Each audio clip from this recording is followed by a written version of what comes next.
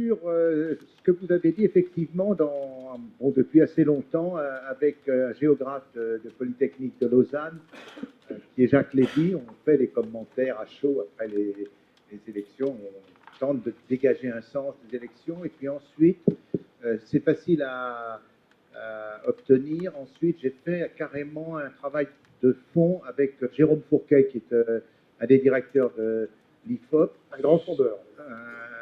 Sur essayer de comprendre ce qui s'était passé à la dernière présidentielle. Et on a fait un petit livre on peut le télécharger à la Fondation Jean Jaurès.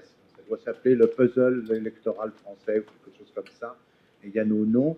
Et là, on a, je pense, montré des éléments qui expliquaient la manière dont le vote s'était passé, notamment par exemple en combinant, et ensuite entrer dans le détail, mais en combinant deux cartes très simples qui étaient la proportion de vote pour Bayrou à la précédente élection en 2002 et la moitié des votes pour Hollande en 2012,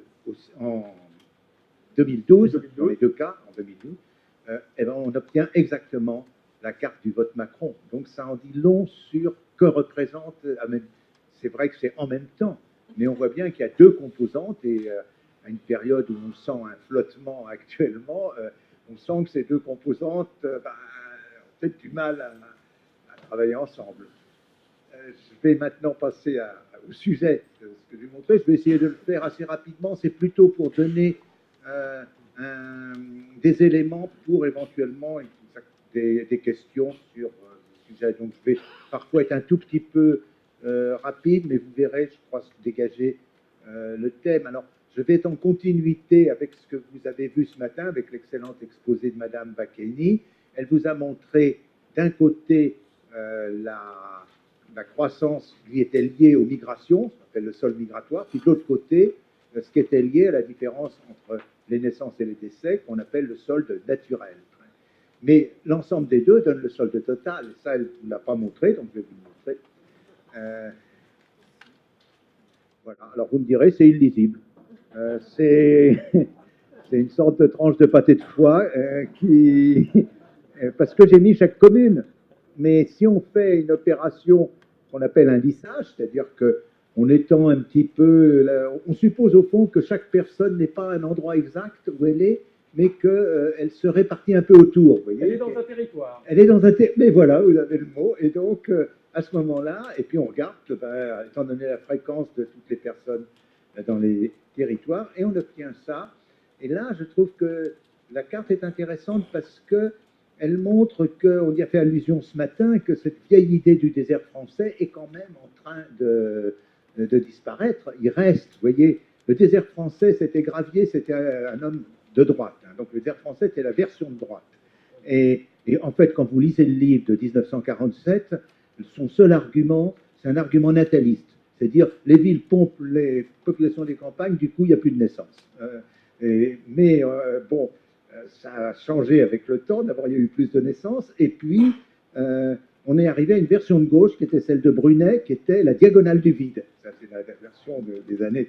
Alors, vous la voyez un petit peu encore. Hein, vous la voyez, elle passe pas très loin d'ici, hein, par le bas de la Lorraine, le bas de la Champagne. Ensuite, elle descend, elle arrive jusqu'au Cantal.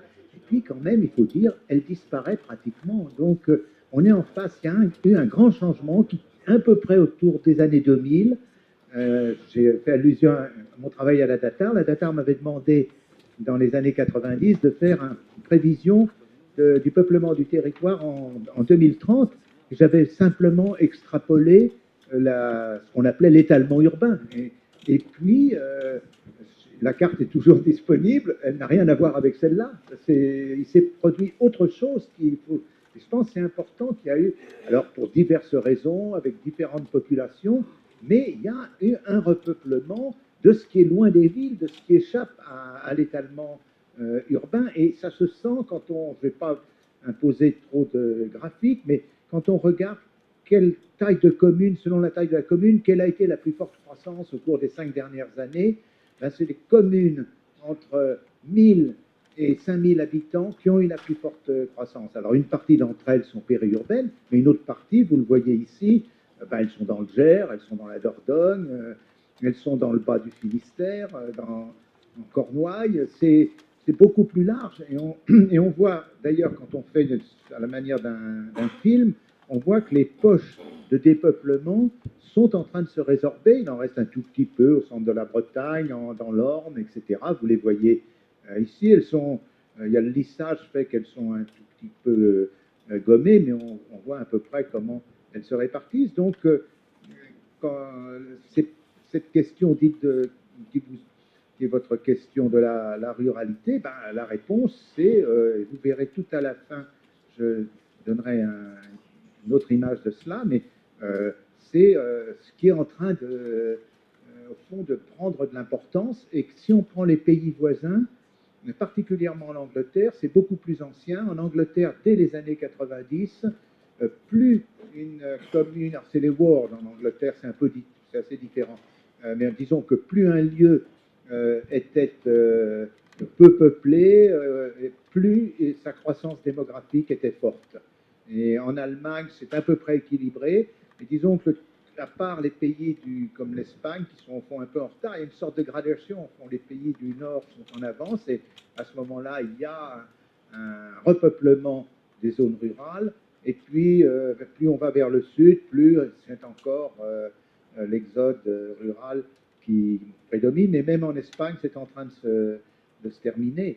Donc, les espaces ruraux redeviennent des espaces démographiques. Alors, bien sûr, ce n'est pas des espaces peuplés par des agriculteurs, mais justement, il y a une variété de populations très grande, et comme on n'avait pas vu venir le coup, on ne sait pas très bien analyser les publics qui sont à l'origine de ce repeuplement. C'est très divers entre le Languedoc, la Bretagne, c'est pas du tout la même chose. Alors maintenant, je vais vous montrer assez rapidement des choses que vous connaissez, mais qui sont un peu plus terrifiantes.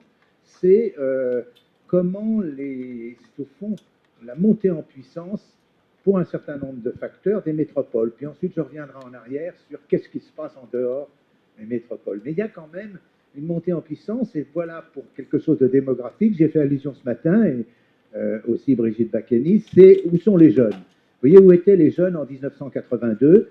Vous voyez, bien sûr, on voit les villes. Il y a des étudiants, les villes universitaires, mais on voit aussi qu'il y a des zones assez larges, rurales, où il y a des jeunes. Alors, il n'y en a pas beaucoup dans le Grand Sud-Ouest, mais il y a une raison, c'est que le Grand Sud-Ouest, traditionnellement, depuis un siècle, a une fécondité faible. Ils font peu d'enfants, donc s'ils font peu d'enfants, il y a peu de jeunes. Et par contre, vous voyez que toute cette partie, tout le chapeau nord, plus une grande partie de l'est du Rhône, a encore des jeunes. Et regardez, c'est la même échelle, regardez ce qu'il en est 30 ans plus tard. Vous voyez, c'est la même échelle. Hein. Vous voyez, il y a et on voit, alors, c'est 20-24 ans, mais j'aurais pris, je crois, 18-30, ça serait pas 30, 18-28, ça serait à peu près la même chose. Alors, vous pouvez être étonné qu'en Corse, vous voyez que tout d'un coup, en Corse, alors, oui, c'est Corté, il y a une université, et elle attire des étudiants, mais aussi des jeunes, parce que c'est plus vaste que le concept d'étudiant. C'est la vie des jeunes. Elle est, quand il y a beaucoup d'étudiants, ça attire des jeunes, parce que c'est un mode de vie. Et vous voyez, j'avais signalé ce matin, regardez Montpellier et Nîmes. Vous voyez, Nîmes est quand même une grosse ville, mais elle n'apparaît pratiquement pas, parce que il n'y a pas une université puissante, il n'y a pas une tradition de ce point de vue-là. Donc il y a un monde de la jeunesse à Montpellier, à Toulouse, à Rennes. Alors, pourquoi est-ce qu'il y a ce changement? C'est parce qu'aussi il y a un changement démographique très important. C'est que dans les années arrivées jusqu'en 74, une jeune femme avait son premier enfant à 23 ans et demi. Maintenant, elle a son premier enfant. Alors le jeune homme l'avait 2 ans après, à 25 ans et demi, parce qu'il y a toujours un écart d'âge au mariage. Mais maintenant, la jeune femme a son premier enfant à pratiquement 29 ans. Donc il y a une période de vie entre 23 ans et demi et 29 ans qui s'est ouverte, qui est une période de vie qui est faite d'une certaine incertitude, pas forcément d'une place stable du point de vue du travail. Et il y a un mode de vie des jeunes qui se fabrique maintenant dans les grandes villes, et c'est un peu une menace pour le reste, parce qu'au fond, le moment de leur socialisation adulte se sera passé dans, et pas dans une ville, justement, vous voyez, ça sera passé dans, c'est pas non plus vraiment une métropole, disons, c'est plutôt dans des villes qui ont, au fond, des grandes universités, qui ont une tradition étudiante ancienne. Donc c'est je pense, pour l'avenir, un problème. On aura des personnes qui n'auront pas été habituées à, du moins qui auront conçu leur vie sociale au moment de l'indépendance, au moment où ils échappent, si on peut dire, au foyer parental dans les grandes villes. Et, alors, il y a à côté de cela, il n'y a pas simplement les universités et tout, c'est que tout s'est métropolisé, comme vous le savez. Quand on regarde, là, c'est les revenus médians par habitant. C'est une carte qui bouge maintenant assez peu. Vous devez la connaître. Vous retrouvez d'ailleurs les frontaliers dont on a parlé. Vous les retrouvez aussi bien pour le Luxembourg que pour l'Alsace, que pour la frontière avec la Suisse. Vous retrouvez aussi, vous voyez qu'il y a une grosse tache un peu à côté de Paris, vers l'est. C'est, il n'y a pas une énorme ville, là. Il y a Reims, mais il y a le Champagne. Et donc, c'est une zone où les revenus sont élevés parce qu'il n'y a pas non plus grand monde, mais quand il y a un peu de monde dans une commune de Champagne qui fait du champagne, il y a de l'argent. D'ailleurs, vous pouvez voir que dans les autres régions viticoles, ça marche bien, mais vous voyez aussi et vous voyez aussi autre chose sur ces cartes, par exemple sur celle-là, j'ai toujours été un défenseur des départements.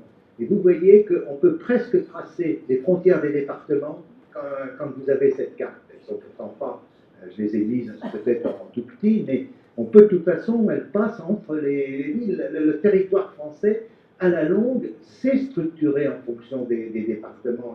Et ça veut aussi dire que le département est la meilleure unité de mixité sociale. C'est-à-dire là, on trouve, là, ils sont plutôt au centre, on trouve des riches, et puis de plus en plus autour, on trouve des revenus plus faibles, et on termine très souvent avec les revenus les plus faibles à la frontière de deux départements, ou surtout au croisement quand trois départements ont un point commun. Alors, même chose, je ne vais pas vous ennuyer, vous le connaissez, mais du coup, les cadres, même chose, se sont regroupés dans les métropoles, dans les très grandes villes. On voit bien une espèce de hiérarchie qui se profile, même les classes moyennes. Alors c'est un peu plus large, et on l'a dit ce matin aussi, elles débordent, elles sont plutôt dans la première couronne urbaine.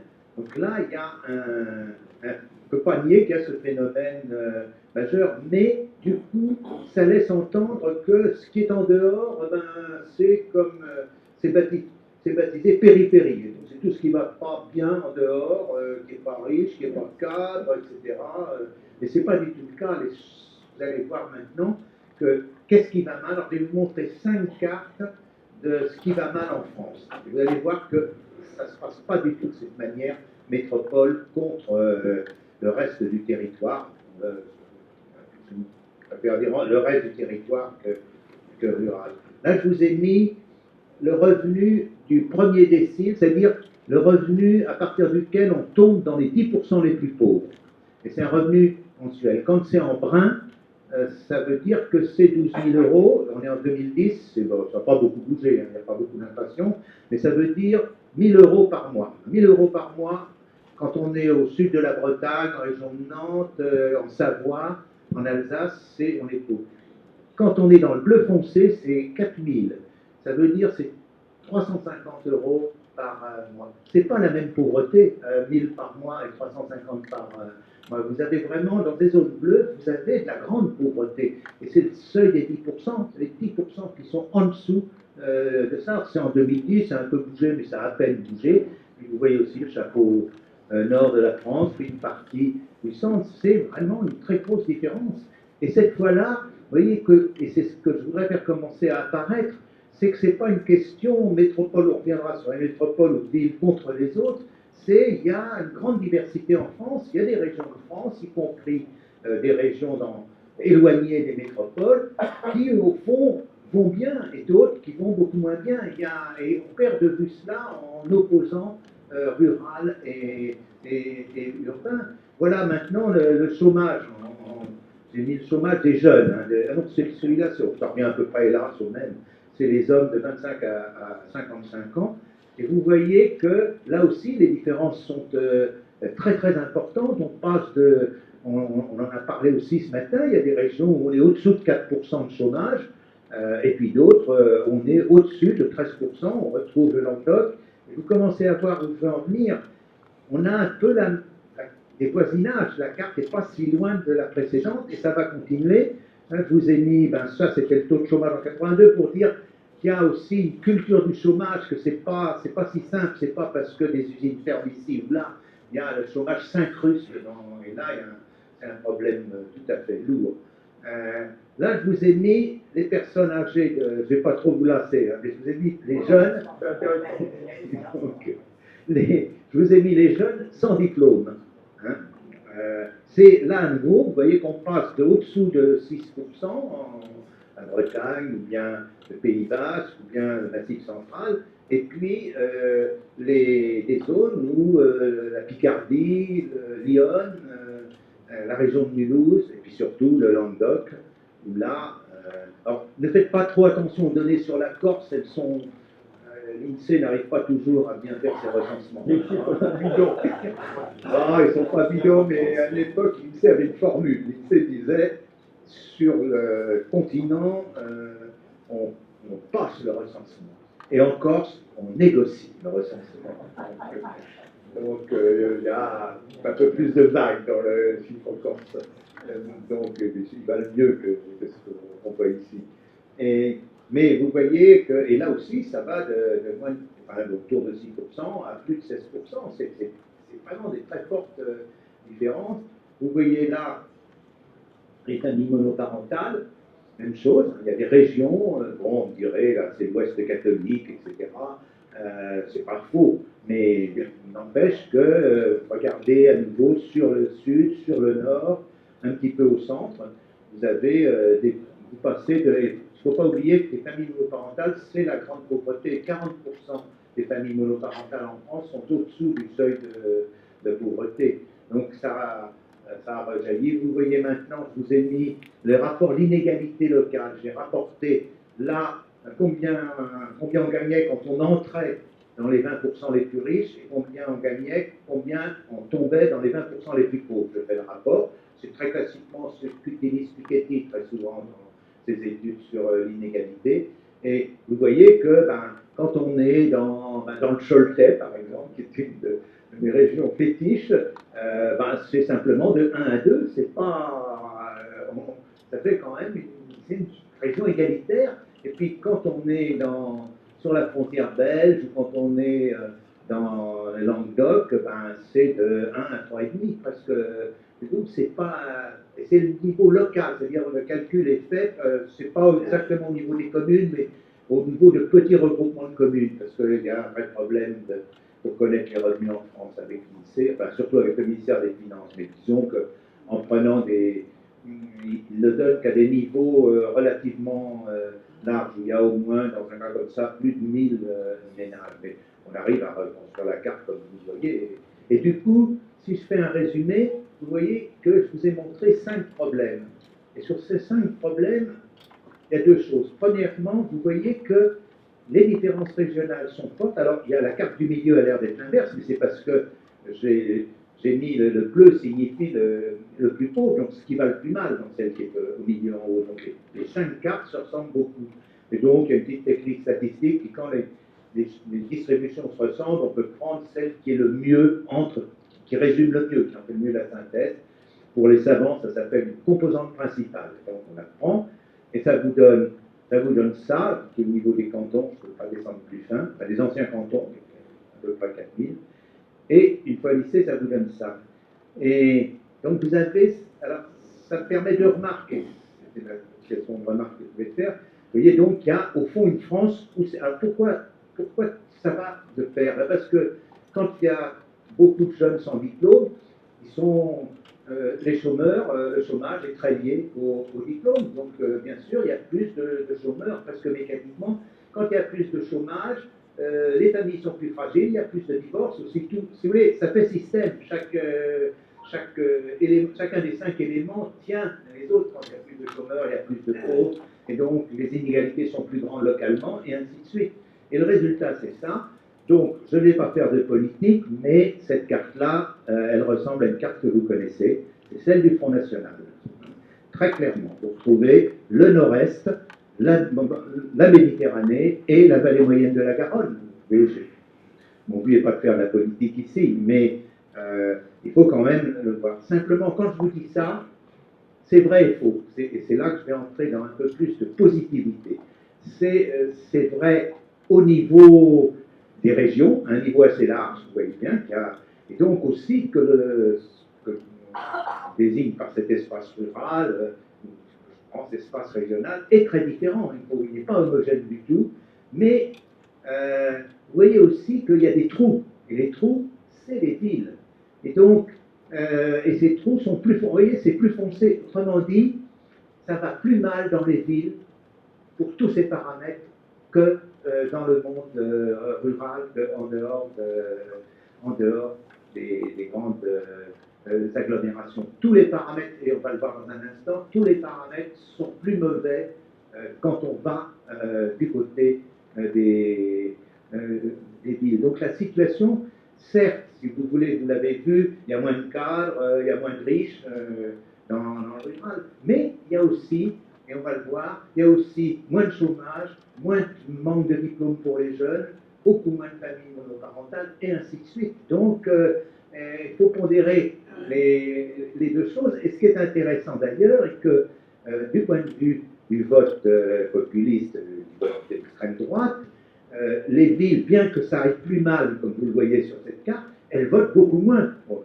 Donc, c'est pas non plus, les difficultés ne sont pas l'explication de ce vote. Et je vous donnerai une petite une remarque, plus une hypothèse à la fin.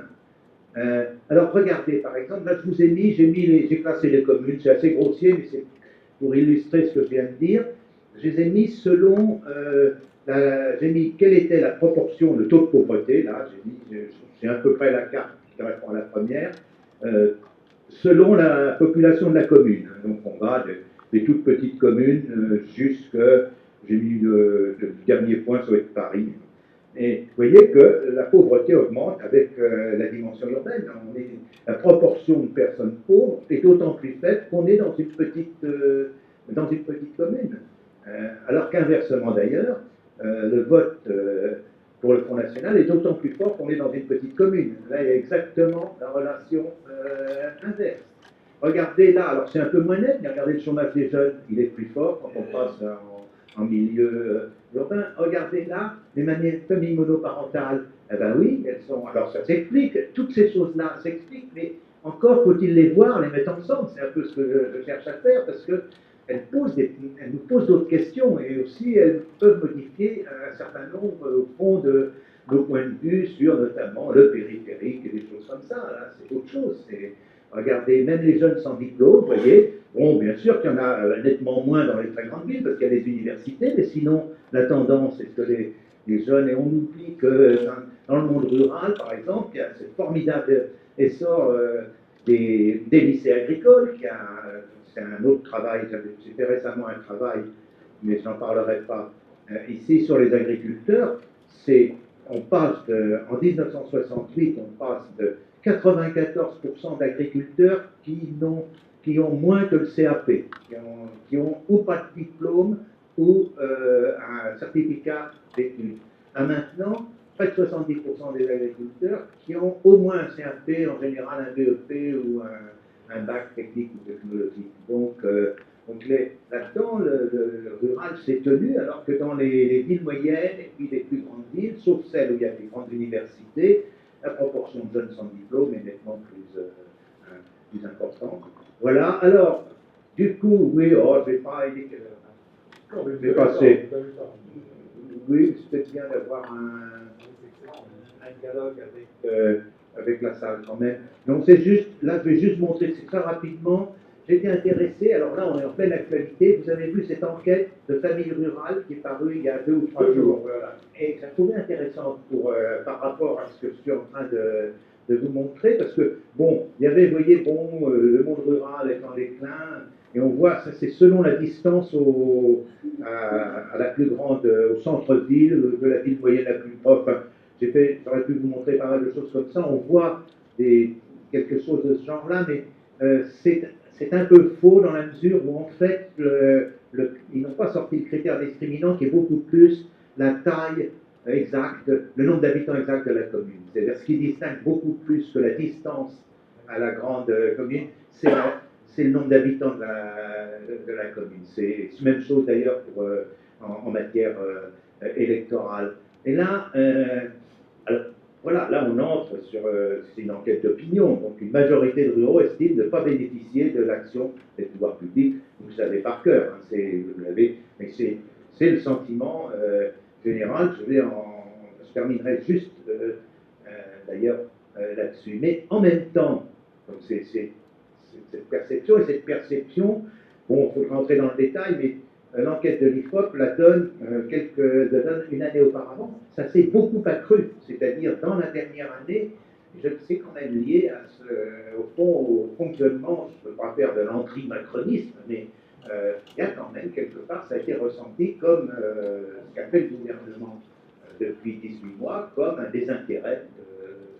Et ça se sent ici, c'est la proportion de ceux qui sont, pense qu'on ne s'y intéresse pas, non pas vraiment, ou oui un petit peu, a beaucoup augmenté. Alors en même temps, dans cette enquête... En même temps. Oui. Vous êtes dans le en même temps? Oh oui, j'ai eu tort de le dire. Je ne suis pas dans le en même temps. Non, comme je vous l'ai dit à propos de ce que je vous ai dit du vote Macron, qu'il y avait deux composantes, oui, elles sont en même temps, et ça veut dire qu'il y en a deux, qu'elles ne se sont pas mélangées. Voilà. Bon, et là, vous voyez, c'est la question de l'enquête compare l'opinion des ruraux et des non-ruraux, ce qu'ils appellent ruraux, dans leur vocabulaire. Vous voyez que en bleu, c'est les non-ruraux, et en jaune, c'est les ruraux. Et vous voyez que c'est très positif, c'est-à-dire ces personnes qui vivent dans le monde rural, vous voyez que 70% mettent en avant la qualité de la vie, alors qu'il n'y en a que 20% dans les villes. Vous voyez que les difficultés éco-socio-économiques et de nuisances, 46% des urbains, 26% seulement les ruraux. Même chose, mouillé à la nature, ça c'est un peu plus normal, et ainsi de suite. Mais quand même, les deux premières montrent bien qu'il y a un sentiment d'appartenance ou un sentiment de bien-être, d'une certaine manière, qui est beaucoup plus net dans le monde rural que dans le monde urbain. Et c'est la même chose, vous voyez, on a demandé est-ce qu'on préférait travailler et vivre à la campagne et travailler en ville, ou vivre et travailler en ville.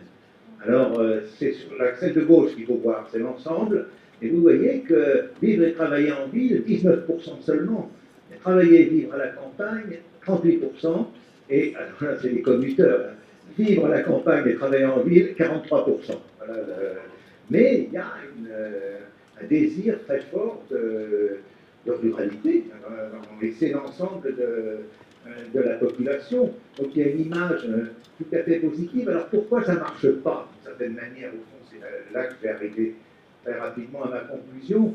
Je pense que ce qui est, au fond, c'est cette première question, la suivante, c'est cette question-là, qui est pourquoi est-ce ne pas bénéficier de l'action des pouvoirs publics? C'est exact, mais c'est, je crois, peut-être plus profondément, et ça nous relie peut-être aussi à la question du vote populiste, il y a une philosophie politique anglo-saxonne qui, vous avez sans doute entendu parler, qui parle des PAI, c'est Principle of Affected Interest. C'est l'idée que si une mesure vous concerne, vous devez avoir été partie prenante à cette mesure. Et je pense que c'est une idée qui est très profondément une définition de la démocratie. Alors, être partie prenante, ça ne veut pas dire avoir décidé, mais ça veut dire que vous avez dû être au moins un minimum pris en compte dans la décision.